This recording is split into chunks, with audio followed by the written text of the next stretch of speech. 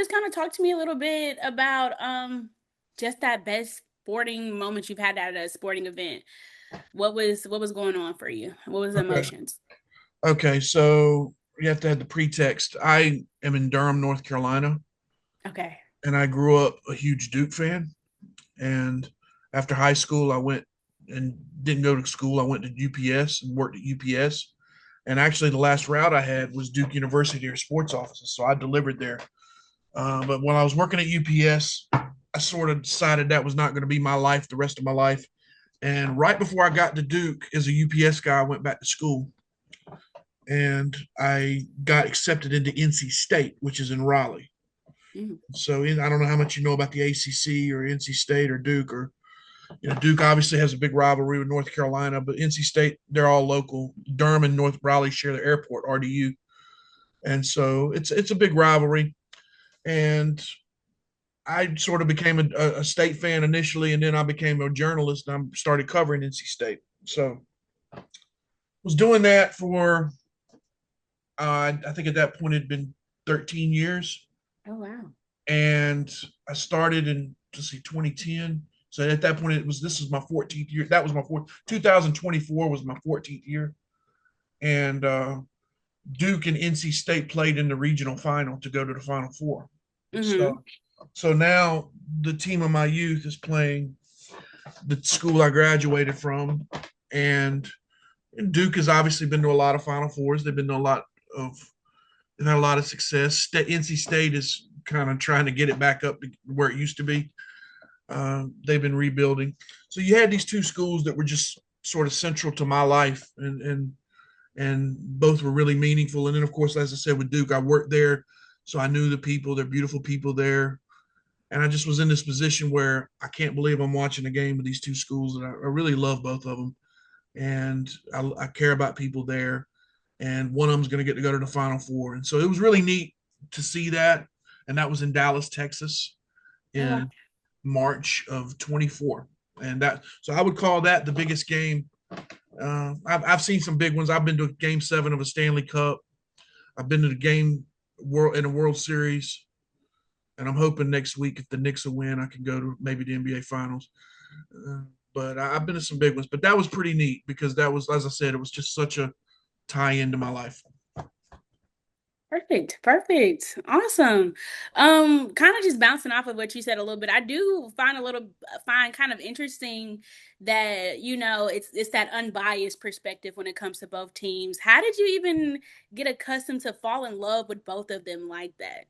So Duke was my team growing up. Duke was not really good when I grew up. No. Okay. When I grew up, Duke was terrible.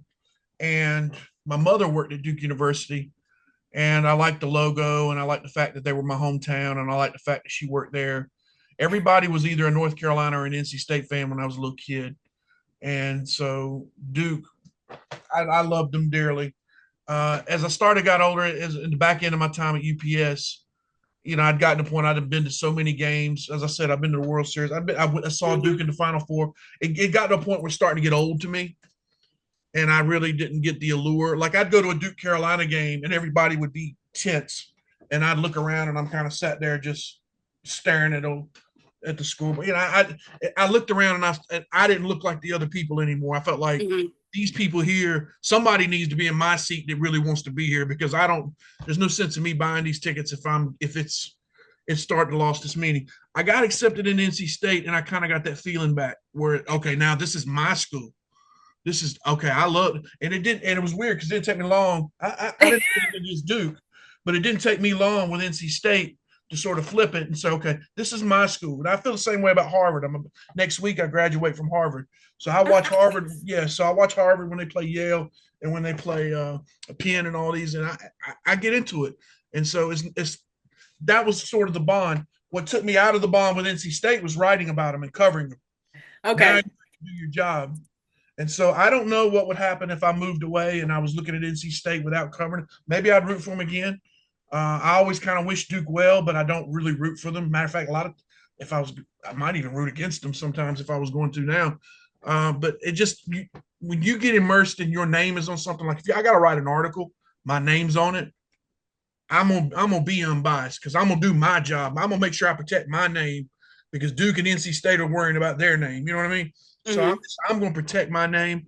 And it didn't take long just to do the job. And, somebody at NC State will be a smart aleck. Every now and then you'll do an interview and somebody at State will sash you and you're like, okay, that's how it is. So it doesn't, it's not hard to do. I know a lot of people cover their dream teams and then sometimes you have to write a scathing article. You just have to do it. So, Yeah. Awesome. That's kind of interesting. It's always good to know like where everybody is from, mhm. being in this program. So that's honestly amazing. That's good. I love that. Yeah. So, but it was neat. And the cool thing about the game was, I guess, the cool thing or the interesting thing about the game was it was so diametrically different than normal State Duke games. Normally, even if State maybe they'll take a lead, Duke will walk them down. But this Okay. State struggled in the first half, and in the second half, they had the big guy. His name was DJ Burns, and they just kept throwing the ball into him. And Duke, you could see Duke at wits end trying to figure out a way to stop this guy, and it was like watching. It was like, I guess the best analogy is like watching a train wreck because Oh, wow. because you couldn't stop it. You're like, Yeah. if I'm out here right now and I see a car stalled on the railroad track and a train's coming, I got no way of stopping this. I just got Yeah. to say, I said, oh, well, I'm just going to, that car is about to get T-boned. Duke could not stop this guy, and State just did something that they almost never do. And I think I've been to like 25 Duke State games, and State's maybe won 4 of them. I mean, they just never beat Duke, but they beat Duke and they went to the Final Four. And I felt the happiness in the arena in Dallas. It was at the reunion, or not the reunion. I forget what they call the arena. It's American Airlines, maybe. Hmm. And it's where the Mavericks play and the Stars. And while Duke was, pardon me, while NC State was playing, their women's team was in Portland. They were playing to go to the Final Four. Oh, We had that okay. on the screen, and with about 6 minutes left in the game, State won that game. NC State won that game, and you could just see all the State fans that were following it online get up. I saw the athletic director run around and high five everybody, and it was just. And then they played the theme song. One of the theme songs they play at the State games is it's called Wagon Wheel. I don't know if you ever heard the song Wagon Wheel. Yes. So they play that. If I get back to Raleigh, at least I'll die. That's where State is in Raleigh. Okay. So obviously they play that, and all the State fans got up and were singing, and it was like just so much happiness. And I was kind of, journalistically, you got to be detached, but I was a little overwhelmed by the happiness and the joy in the building. And I Yeah. remember thinking, these people, they're the consumer, and I'm happy to see them happy. I'm happy that they're getting to experience this. I'm happy. That was the human side of that game. So there's a journalistic element and a human element to that game. So I guess that's why I would pick that game. Okay. I Jones. do want to ask one more Yeah, go ahead. question. If you could kind of just give me a little summary of like kind of your timeline. Like, you seem very experienced. I kind of just want to touch base on the experience and like how that kind of resonates into our prompt today. How long have I done it? Yeah, like how long? I Because you started mentioned. at 2010, Okay. and that was when Russell Wilson was the quarterback at NC State. Mm-hmm. And as I said, when I first got to NC State, I had a lot of energy because I was so excited. It wasn't that I hated Duke, but the last 3, 4, 5 years of following Duke, I'd kind of stopped going to games, and it was, I was more just doing my job and going and getting a paycheck. But then when NC State accepted me, it felt like that was really my team because it was my school. So, and then after about 2 years, when I first got accepted was 2010. I did not go. I went to community college because it was cheaper, and I was driving a UPS truck. And Mm-hmm. so when I got to state, it ended up being in 12, and I went to the school paper, and that's when I started getting that detached. Okay. When I That's what got I to the wanted to school know. paper in 2012, and that's when I started taking I got a minor in journalism from NC State, Mm-hmm. and I'm about to have a master's in journalism from Harvard. So it's, I mean, you just learn things. It took me a while, but eventually, at first I was like really into NC State. Now I can watch them. I don't even blink. If they win, they win. I look at it. That's, you handle your business. I handle mine. Yes, sir. Yep. That's kind of the way I look at it. But yeah, that's where I started. 2010 was.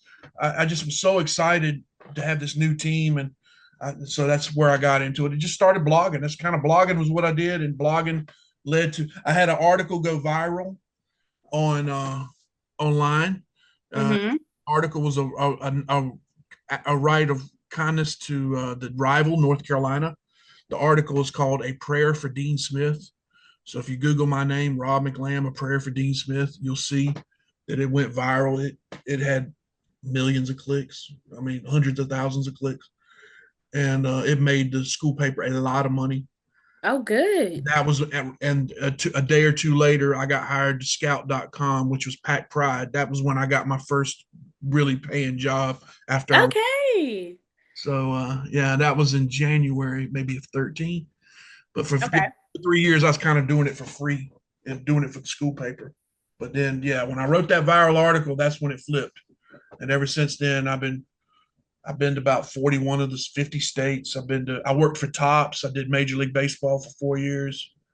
That's Um, incredible. I did soccer. I did MLS soccer with them too. Yeah, I've done it's crazy. And now with the ACC expanding to California and Texas, I get to go out there. It's just it's a good life if you can get it, if you can make it work.